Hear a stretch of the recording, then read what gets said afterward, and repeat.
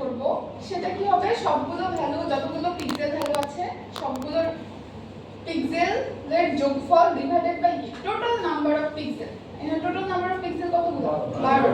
তাহলে আমরা ফার্স্ট হচ্ছে একটা টি বের করলাম যেটার ভ্যালু হচ্ছে 3।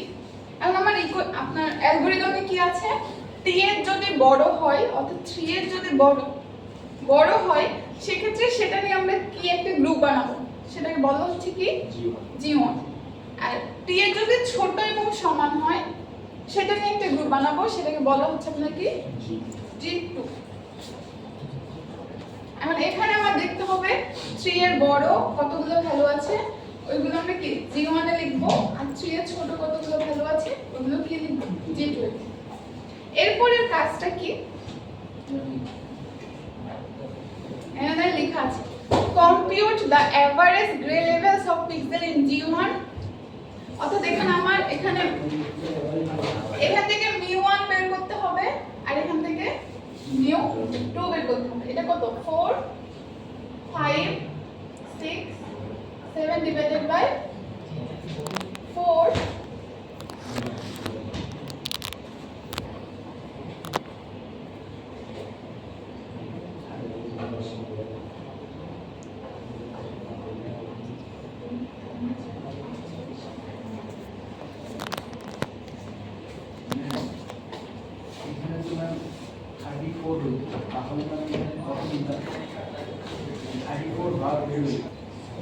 এখানে গ্রুপ বানানোর টাইমে ওইটা আপনার মানে একটা ভ্যালু ধরলেই হয় খুব একটা প্রবলেম হয় না।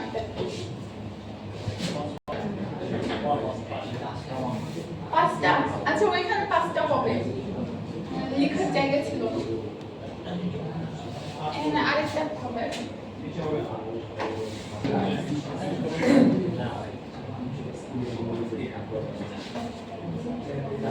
বললাম যে হচ্ছে আপনার এখন 3.1 যদি আসে তাহলে 3 ধরবেন 3. যদি 6 7 আসে তাহলে 4 ধরবেন। ওইটা সমস্যা না ওইটার জন্য খুব একটা ক্যালকুলেশনের ঝামেলা হবে না।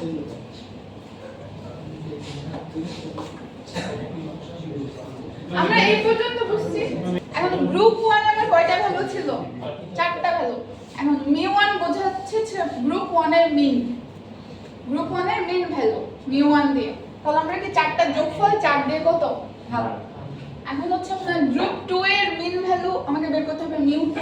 এখানে কতগুলো ভ্যালু আছে 8টা ভ্যালু আছে 7টা আছে 1 2 3 4 5 6 7 8টা আছে। না আমি ওই এখানে সাইডে জায়গা ছিল না তাই ক্লাস দিয়ে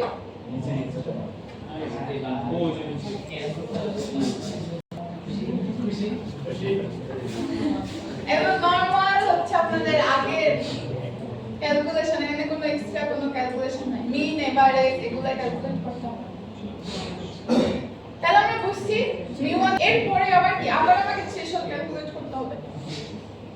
এখন থ্রেশহোল্ড ভ্যালুটা কি হবে এই দুইটার এভারেজ মিউ1 এবং মিউ2 এর এভারেজ এবং এটা ততক্ষণ পর্যন্ত চলতে থাকবে যতক্ষণ পর্যন্ত t1 মানে